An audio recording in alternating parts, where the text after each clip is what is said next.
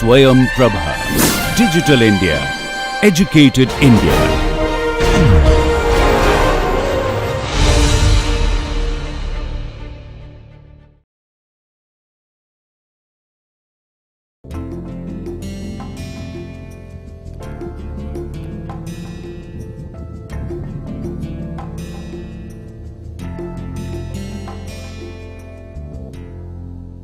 Okay, welcome to another lecture on basic surveying.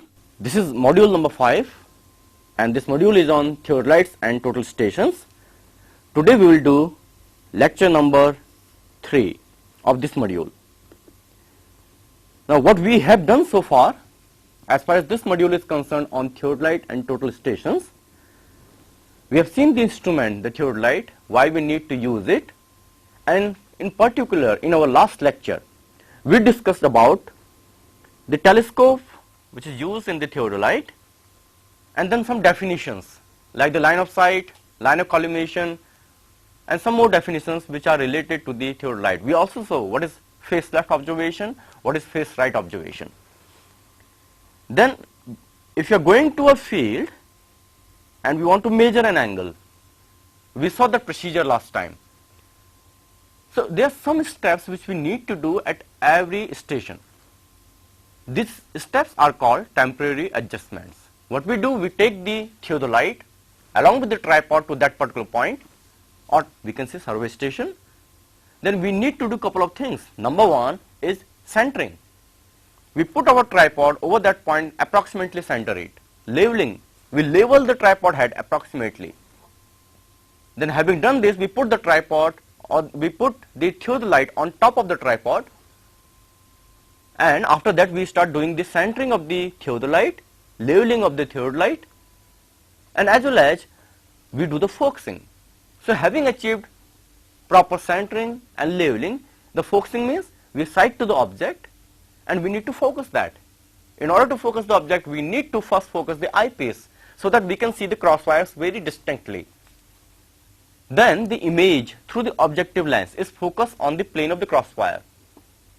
Now here is a term which is called parallax. Parallax means if this is the plane of the crosswire, the image which is being formed is not at this plane but rather here. Well, you may find this is clearly seen, the image is distinctly seen, focus image as far as your eyes are concerned, but is there any parallax between them? Yeah, there is a parallax between them, because if you move your eyes here and there slightly, you will find there is a relative displacement between the image and the crosswire. If these two are exactly on the same plane, so the image has been formed on the plane of the crosswire. Now by moving your eye here and there will not be any relative displacement between these two objects. Between these two objects means the crosswire and the image. So the meaning is we have removed the parallax. So we remove this parallax and now we are ready to take the observations. So we have seen that thing. Then also we saw the method of repetition. How we can measure a single angle using the method of repetition. In the method of repetition, if you recall, we use the theodolite itself for mechanically summing up the angles. One single angle was measured time and again, and only the first reading and the last reading after n number of iterations they were recorded. And then finally we take the average of, or not average I will say, rather we divide the total reading divided by total number of the iterations. How many times we took the observation. And this is how we can improve the precision of the instrument also. What we are going to do today, we will look into another method, which is the method of reiteration. Another method useful in some other circumstances. Then we will compare these two methods, the method of repetition and method of reiteration, for the accuracy which they can give. Then we will also see the vertical angle measurement and possibly some errors of the theodolite, which are because of the person involved, the natural errors and the instrumental errors. And finally, if time permits for this video lecture, we will also go into fundamental lines of a theodolite, what these are. So we will start now with method of reiteration. Okay, in the method of reiteration, what we do, if for example there is a point O where the observer is, we have some ranging rods, for example one here at P, at Q, at R and at S. Okay. So we are interested in measuring the angles between all these points. So the angle we can say theta 1, theta 2 and theta 3. We are interested in measuring these angles. What we can do, we can go by the method of repetition and we can measure these individual angles separately. But in the case of the method of reiteration, which is also called method of direction,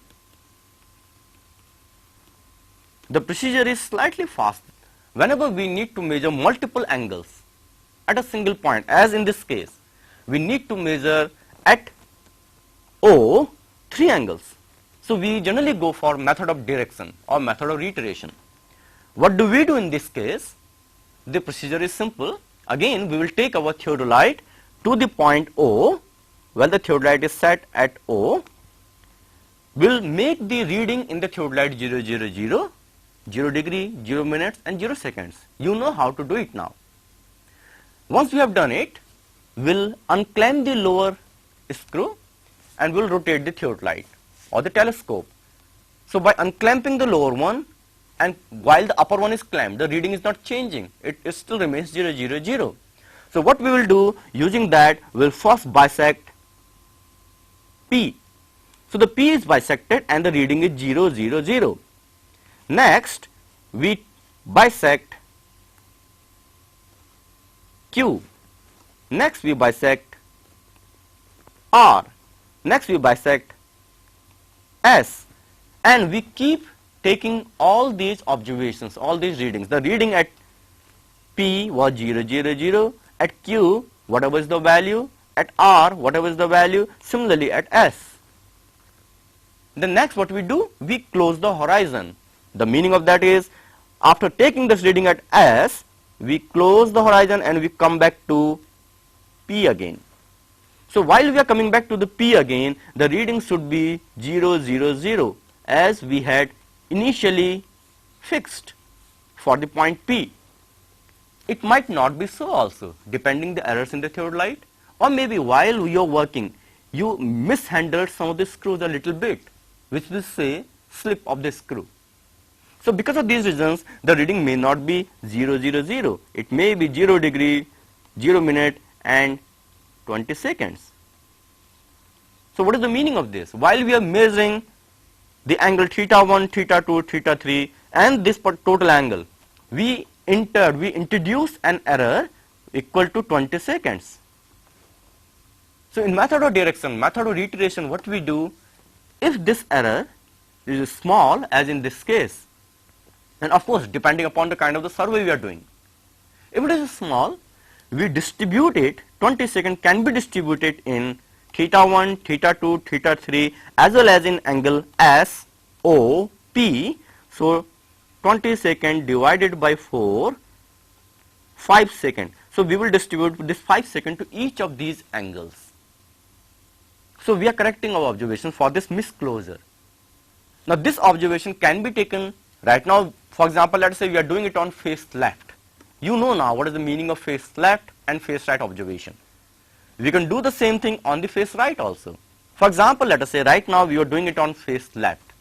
So we started from P, went to Q, went to R, went to S and closed it.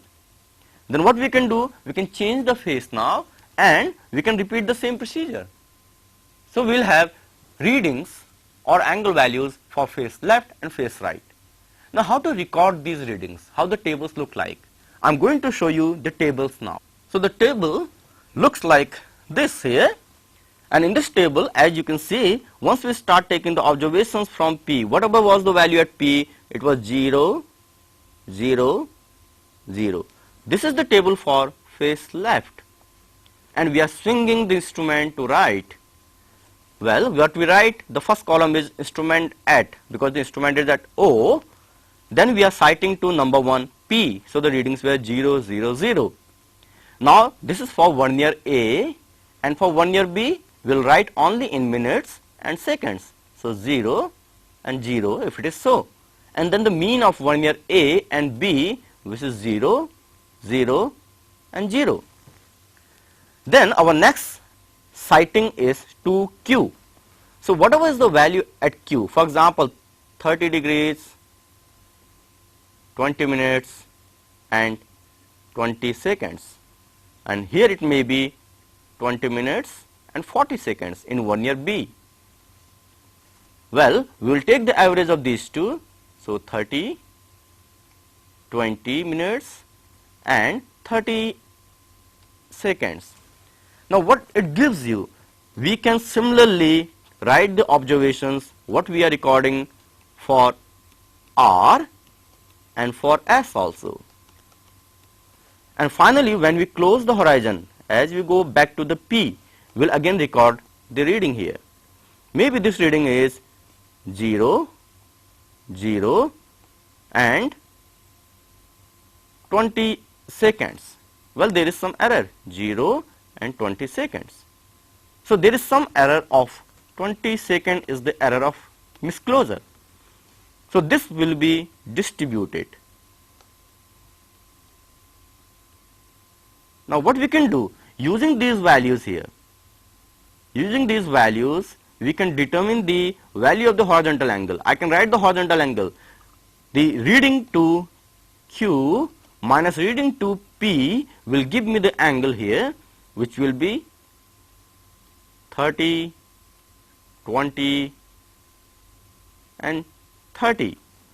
Similarly, we can get these values of the angles also. So all these angles are written here.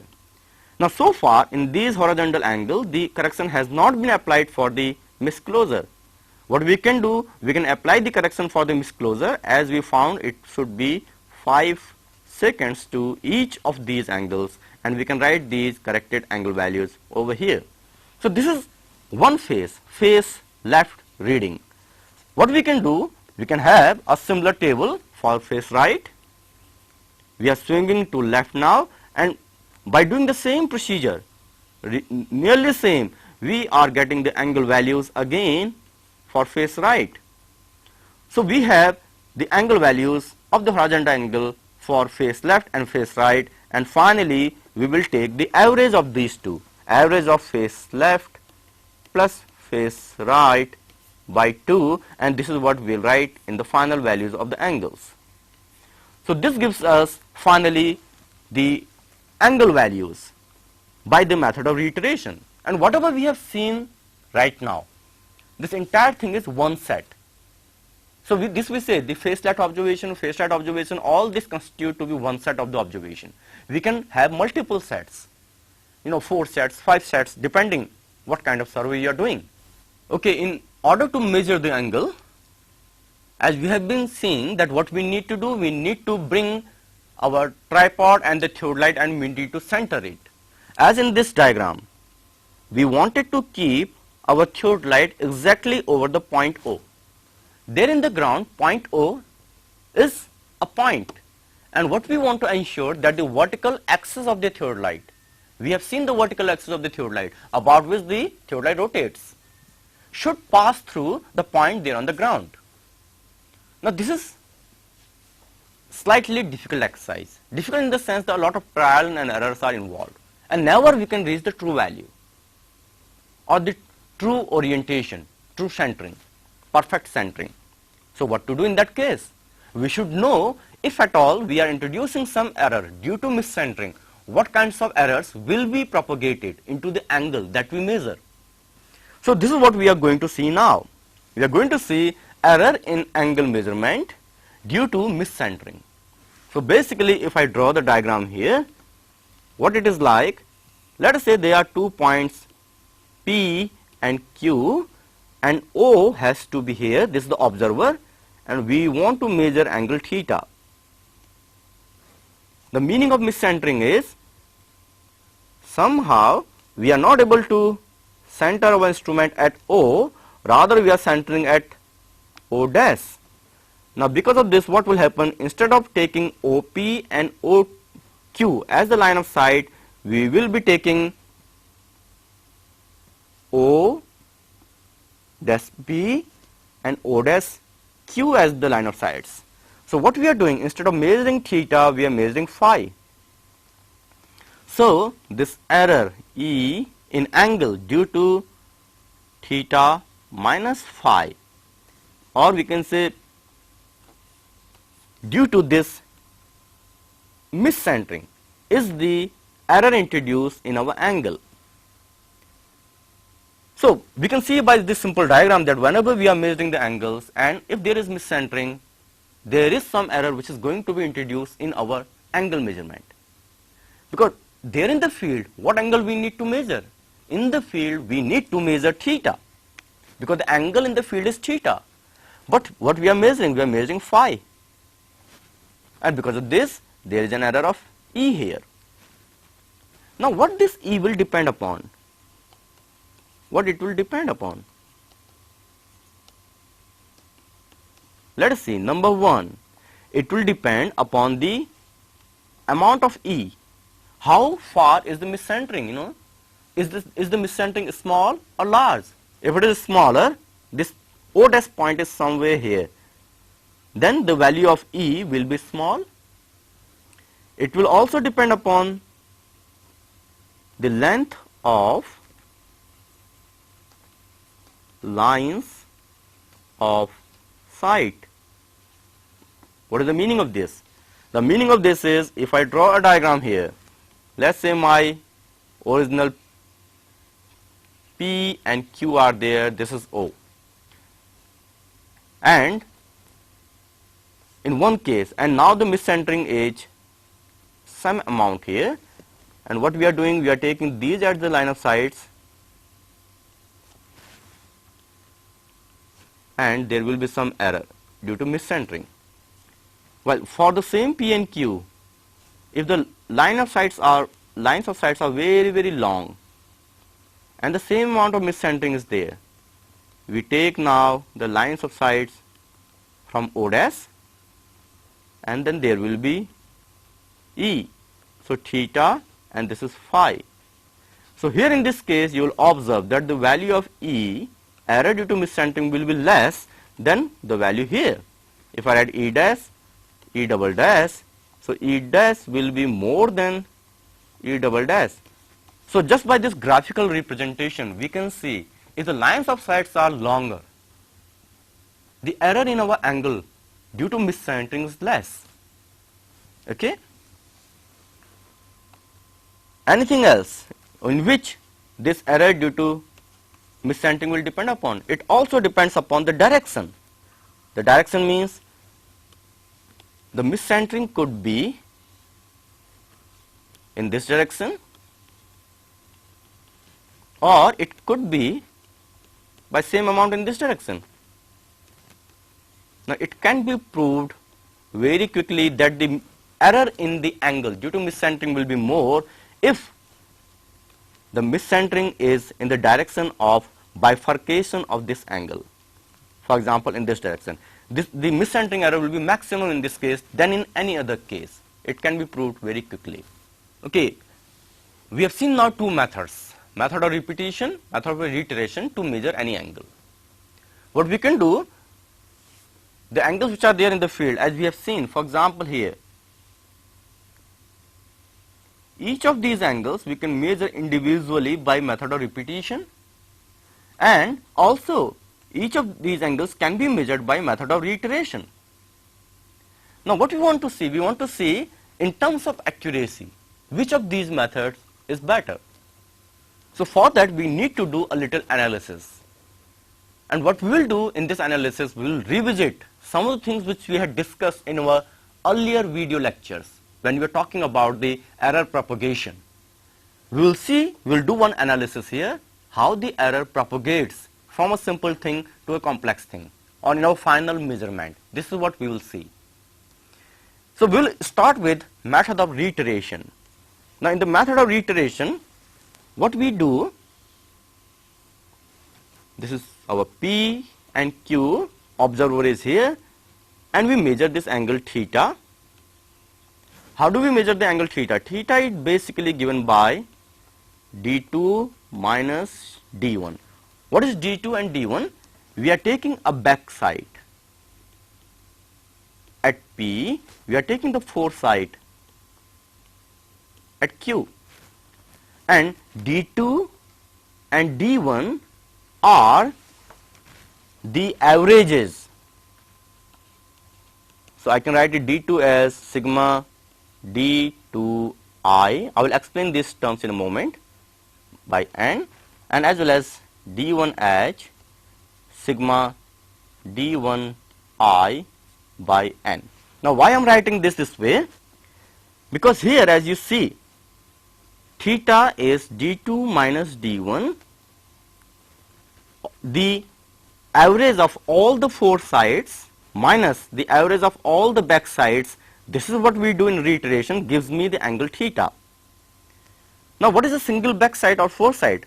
A single backside or foresight is when we are bisecting from O to P. What we are doing? We are doing two things. Number one, we are doing the bisection, and number two, we are taking the reading. We are taking the observations. Now how this bisection and taking the reading will introduce error? Because when I am bisecting, what is the meaning of bisection? For example, let us say if there is a tree, or maybe for, let us say there is a ranging rod here. Let us be more precise, because in case of tree, where to bisect will be something more of confusion. Let us take a case of the ranging rod. Now we want to bisect this ranging rod. So what we do?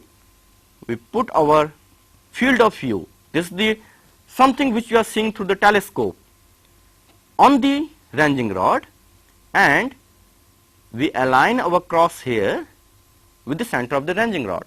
So this aligning of the crosshair with the center of the ranging rod is the bisection. Now the question is, can we really align it? Will there be some error? Yes, we can never align it truly to the point or to the center of the ranging rod. So there will be some error because of the bisection. Second thing, once we have aligned it wherever, what we are doing? We are taking the reading, we are taking the observation. So while we take the reading through our graduated circle, what we do? We look through the verniers and try to see the reading. Again, this is also one more source of error. Whatever we read, we cannot read the true value. No, we cannot read the true value. So there are error sources because of bisection and reading. And these two errors can be estimated. Let us say the standard deviation for bisection error is sigma p square, and standard deviation for reading error is sigma r square. Now as we have seen, we have in the method of reiteration, our D2 is average of all the four sides. Now what is one foresight? If you look at one foresight, D2I, this I varies from 1 to n. The meaning of this is there are n number of observations of the angle. This angle we are observing n number of times. So there are n number of foresights and n number of backsides, and this is how we are determining this angle. So this I varies from 1 to n.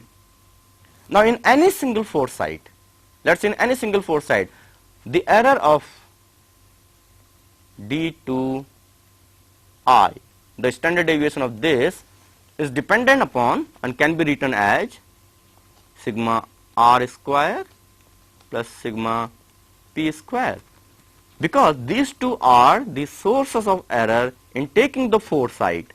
So in my foresight, these two are the error sources. So the standard deviation of the error for this foresight will be given by this formula.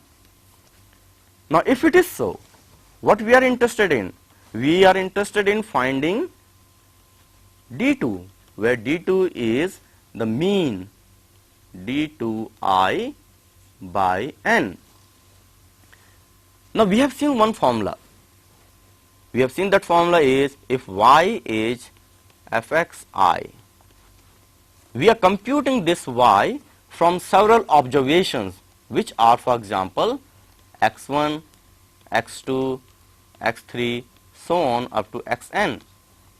So in computing this particular quantity, we are making use of all these observations, and in all these observations there are errors: sigma x1 square, sigma x2 square, sigma x3 square, and so on. For example, we know these. So we have seen in the error propagation that how these individual errors will propagate into y, and this is given by, if you recall, sigma y square is sigma I is 1 to n, because there are n number of variables, and partial differentiation of this function f against each of these I, square of this, and multiplied by sigma x I square. Now this we have seen. Now what we will try to do, we will try to use this for this formula. Now if it is so, what we are interested in? We are interested in square. Now how do we find it? So the meaning is, if you take the note from here, we are going to differentiate now this d2 partially with each individual d2i according to this formula. So what it becomes? It becomes sigma d2 d2i square of this into sigma d2i square, and this I varies from 1 to n. Well, if you solve it, by solving this, you will find the value of this is I is 1 to n, and this total turns out to be 1 by n square into sigma d2i square. And if you solve it further, because the sigma is there, I is 1 to n, so that will become n by n square into sigma d2i square. Well, we can write it as 1 by n into sigma d2i square. If we expand this d2i square, we know the value of d2i square already. That's the value of the d2i square here. If you write that value there, what we can write now, sigma d2 square is equal to 1 by n sigma r square plus sigma p square. So that becomes sigma r square plus divided by n sigma p square divided by n, and that's my d2 square. Okay, let's look at this, what it is so far. If you are looking at this, then you will notice the sigma d2 square is the error which is propagated because of the reading error and because of the bisection error in the average of the foresight. Well, similarly, with the same, we can write also sigma d1 square as sigma r square divided by n plus sigma p square divided by n. Now what is the meaning of this? Because when we are taking the back side, that was d1, when we are taking the foresight d2, the things are same, there is no change. So if there is no change, the error which is propagated will be the same.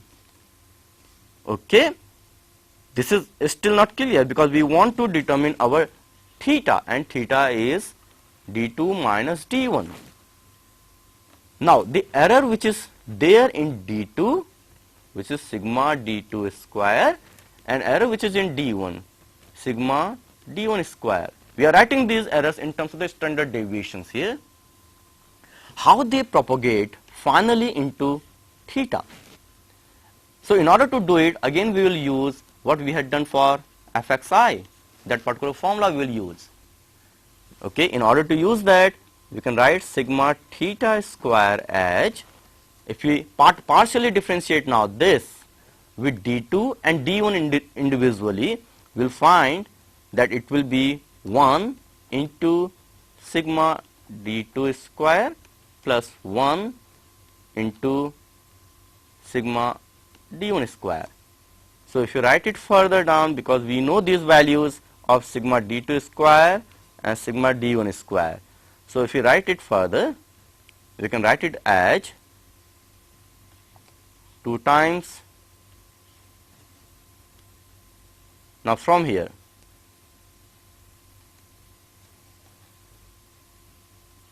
sigma r square by n plus sigma p square by n.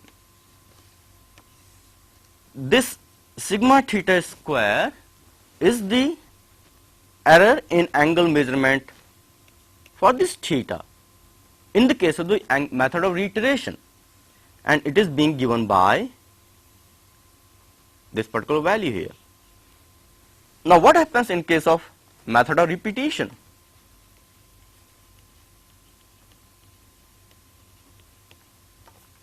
If you look at the basics of the method of repetition, in the case of the method of repetition, our observer is here, point P and point Q. What we do? We first of all bisect P, the ranging rod there, and we bisect and we take the observation. Then, after doing several rounds of the instruments, because we are summing up the values mechanically, and then we finally take the reading here, take the reading at Q, while in between when we are doing these rounds, we always at every time bisect Q.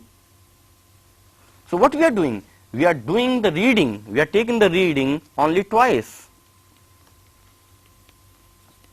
Only twice. Twice means once at P and at last at Q, while we are doing the bisection. How many times we are doing the bisection? If for example there are n number of repetitions, we are doing it 2n times. 1 at P, because initially first of all we bisected P, and then we are going to the Q and again bisecting it, and again we are bisecting, and we keep bisecting that way.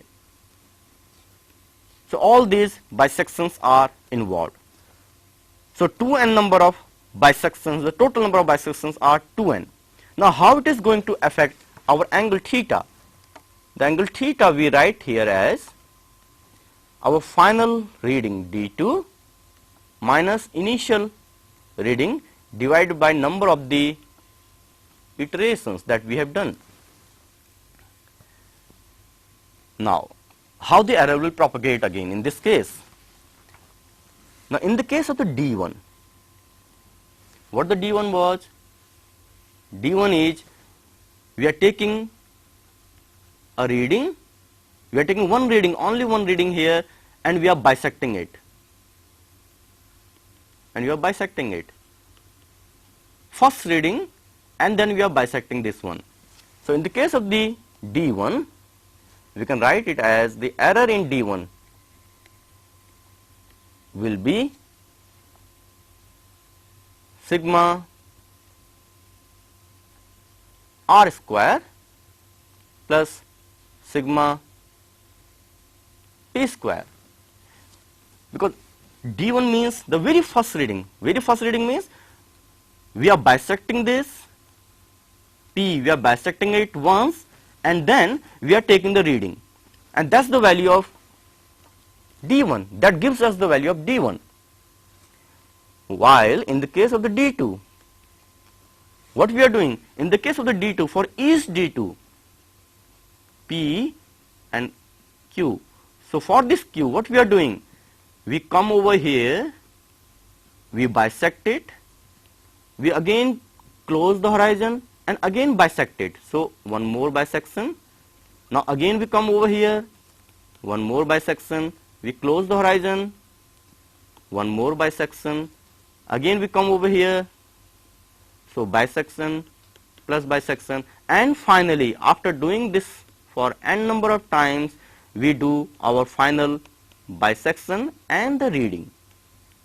So we are taking the reading only at the last, but while we are doing this bisection, we are bisecting P and then Q, then P, then Q. This is the procedure of repetition. So if it is so, in the case of the D2, the error will be sigma r square plus 2n minus 1 into sigma p square, because we have in order to take this D2, we have done only one reading while we have done the bisection 2n minus 1 number of times. Well, what we know, in the case of the repetition, the angle is given this way. Theta is D2 minus D1 by n. We know now the error in D2 and error in D1, how they will propagate in theta. So this is what we are going to see, because we know the error in D1 and error in D2. So error propagation in theta, because the theta we are writing as D2 minus D1 by n. So using again and sigma y square, we have done it I1 to n del f by del xi square into sigma xi square. Using this same philosophy, we can compute now for sigma theta square. And if you now differentiate partially this particular function against D2 and D1, what we will get? We will get 1 by n square sigma D2 square plus 1 by n square sigma D1 square. Now we put the value of D2 and D1 from here, sigma D1 square and sigma D2 square. Sorry, I should write it as sigma D2 square is sigma r square plus 2n minus 1 sigma p square. Now if I take these values here, so what I can do, I can write it as now 1 by n square, I take it out, sigma r square plus 2n minus 1 into sigma p square, plus for sigma d1 square is sigma r square plus sigma p square, sigma r square plus sigma p square. Okay, we solve it further now. In solving this further, what we will find? We will find this sigma r square and sigma r square, they will add. So we can write it further as sigma theta square as 1 by n square sigma r square, of course twice of that, plus 2n sigma p square. Now this can further be simplified as 2 sigma r square divided by n square plus 2 sigma p square divided by n, and this is what we get here. Now we compare this with the one which we got for method of reiteration. In that case we got I square by n plus 2 sigma p square by n. This is what we got in the case of method of reiteration, as you can see here. Now what is the meaning of this? Let's look into the meaning of this.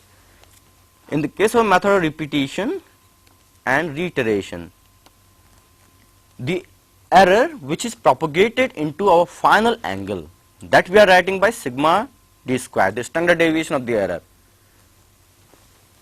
In both the cases, it is dependent upon the error due to reading and the error due to bisection. The error due to reading and error due to bisection, similarly here. However, as you will notice, for the reading, the term here in the case of the repetition is n square, while in the case of the reiteration it is n. What is the meaning of this? The error propagated in theta is less in the case of the repetition because of the reading, because this term is square here and this term is only 1. So what does it indicate? This indicates because in the case of the repetition method we are taking very few or rather only 2 number of readings, the first reading and the last reading. So the error propagated in our final angle value because of the reading is less. So that means the angles which we compute or which we observe by repetition are better than the angles which we determine using the reiteration.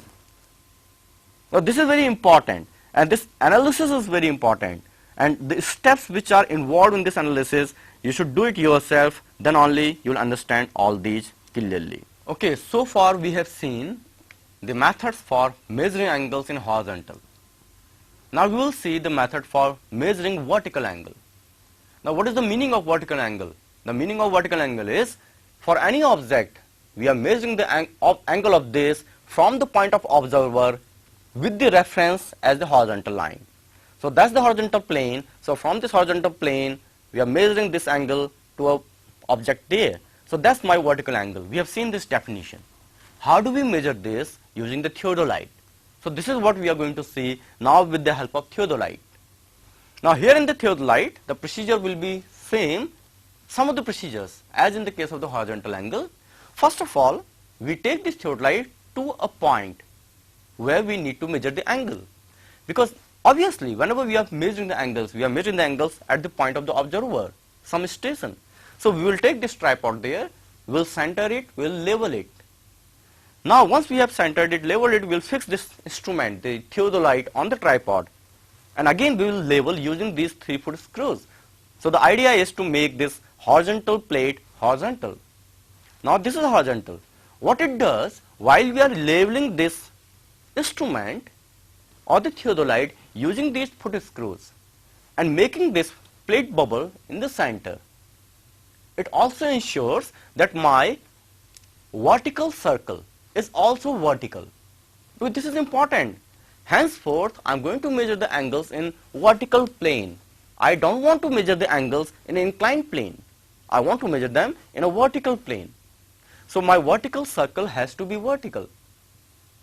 Well, one more thing, because in the case of the vertical angle measurement, that's the vertical circle and this is the vernier or the index frame. What happens if I rotate, as we do here, if I rotate my telescope? What is happening there? In the case of the vertical circle, it starts rotating. With the rotation of the telescope, the vertical circle rotates, but the index or the verniers, they stay where they are. So these index or these verniers, they form a line which is the horizontal line or horizontal reference. So I need to ensure that this is also horizontal. How do we ensure it? We make use of the altitude bubble. We have seen on the index frame there is an altitude bubble.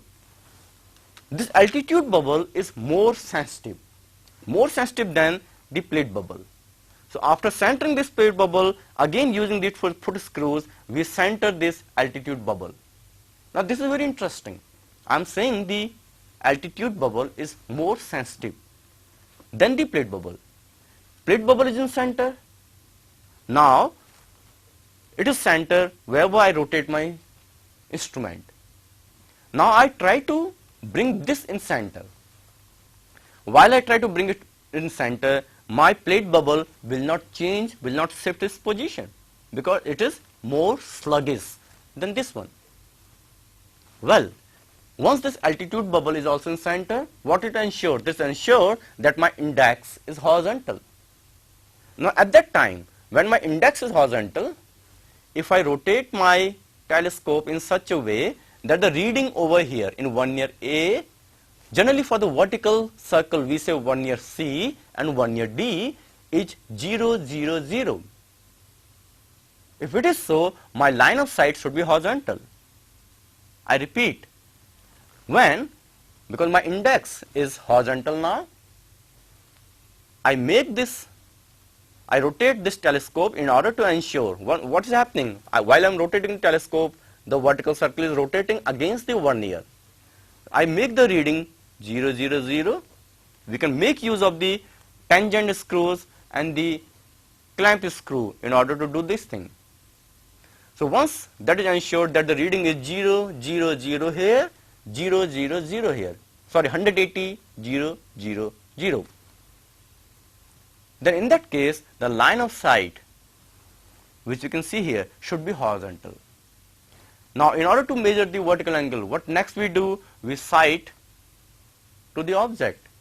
Of course, we'll need to focus the eyepiece and focus the objective lens. So that particular object is bisected.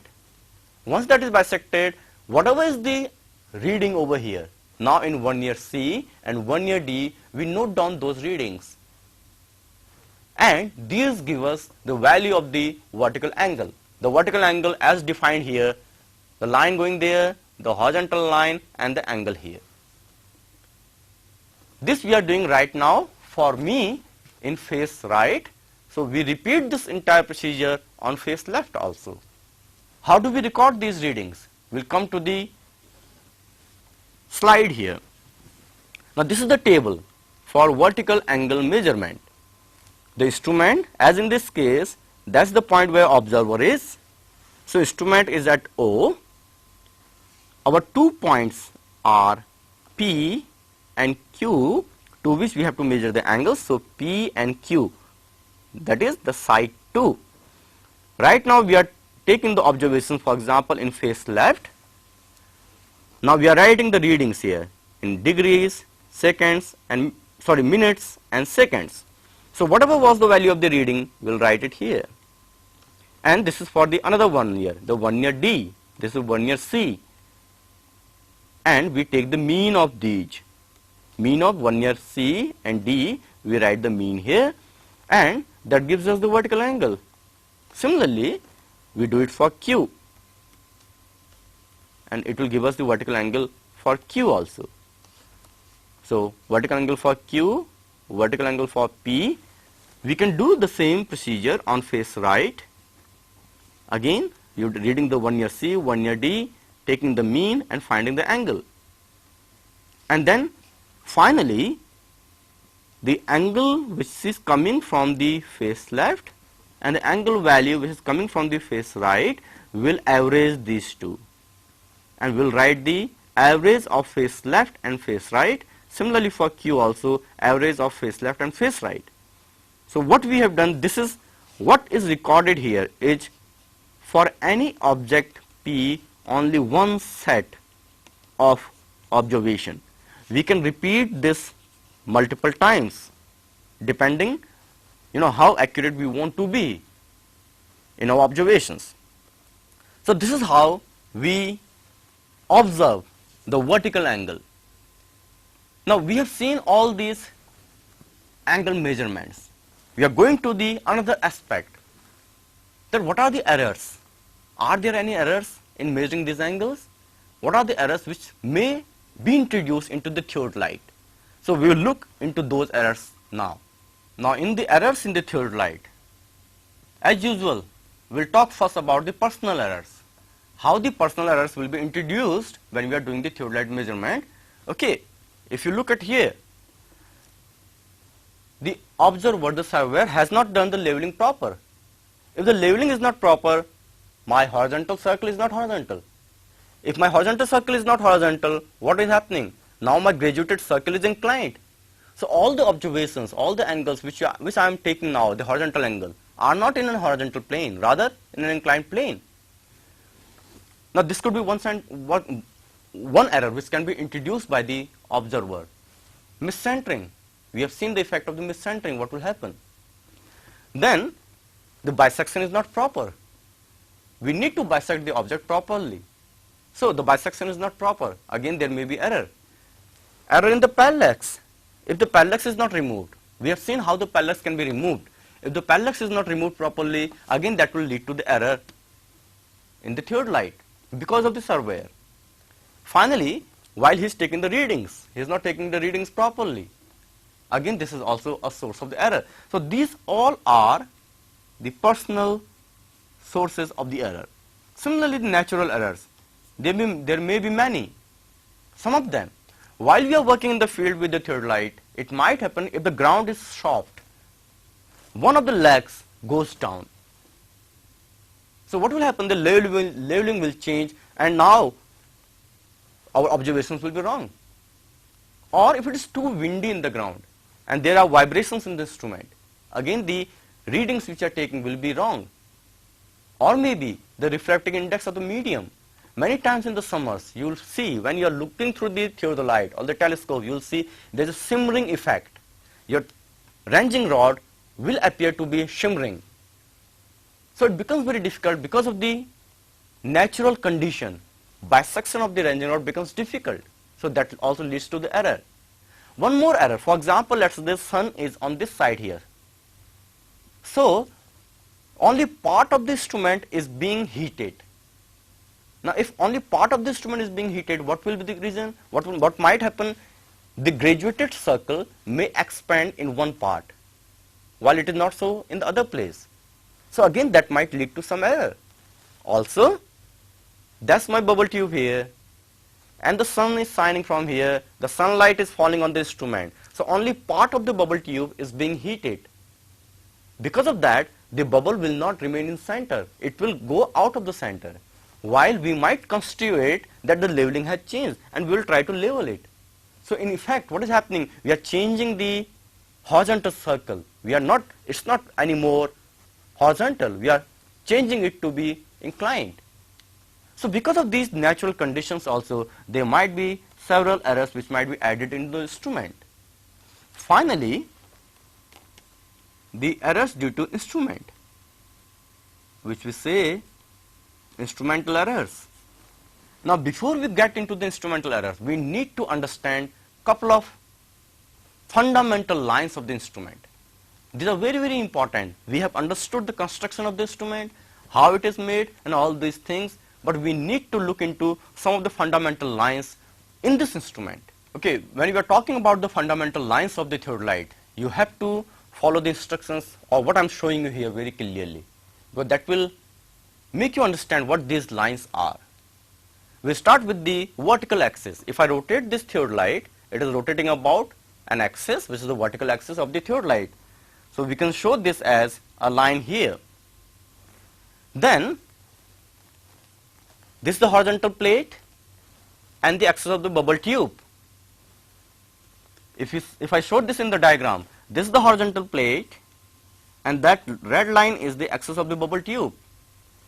There is some relationship. The relationship is the horizontal plate should be parallel to the axis of the bubble tube. They should be parallel to each other. Then as well as these two should be perpendicular to the vertical axis. As you can see here, these are perpendicular to the vertical axis. Then further, we have now two axis systems in this part of the instrument. One is for the upper circle or the vernier frame, and the other one is for the bottom plate. Now these two axes again should coincide, as you can see here by the dotted lines. That's for the inner one and that's for the outer one. So these two should coincide. If you go further up, the line shown here is the horizontal axis. What is this? Now in this theodolite, if I rotate my telescope, it is rotating about a line here. This line we say the horizontal axis or Trunian axis. So this is the horizontal axis or the Trunian axis. Is there any relationship between vertical axis and this horizontal axis? Yes, they should be perpendicular to each other, as you can see here. Well, we go further up. This blue line is the line of sight. So the line which is passing through like this. If I rotate it, the line of sight is rotating, as well as there is one more line which is shown here by the dotted one. This is the line of collimation. Ideally, the line of collimation and the line of sight should be coinciding, as well as these should be perpendicular to the horizontal axis and the vertical axis. For example, here, if I rotate it anywhere, the angle formed by line of sight to the horizontal axis is 90 degrees, as well as the angle formed by the horizontal axis with the vertical axis is also 90 degree, or we can say this way. So these relationships should be maintained in the instrument. If you go further up, we have the vertical circle. That's the vertical circle. Now the relationship of the vertical circle is this vertical circle should be perpendicular to the horizontal axis or Trunian axis, and we have the altitude bubble. So this altitude bubble is in such a way that once this altitude bubble is in center, the line formed by the index of 1 year should be horizontal. So this is what I am trying to show you here by this diagram. So these all are the various lines of a theodolite, which we say fundamental lines of the theodolite. So what we have seen the interrelationships of these lines. When we discuss further about the theodolite, we'll look into these lines again. So what we did today, we looked into the method of reiteration. We compared the method of reiteration with method of repetition for their accuracies. We saw how to measure the vertical angle. And then finally we have seen now the fundamental lines of a theodolite, which we will again repeat in our coming lectures. Thank you.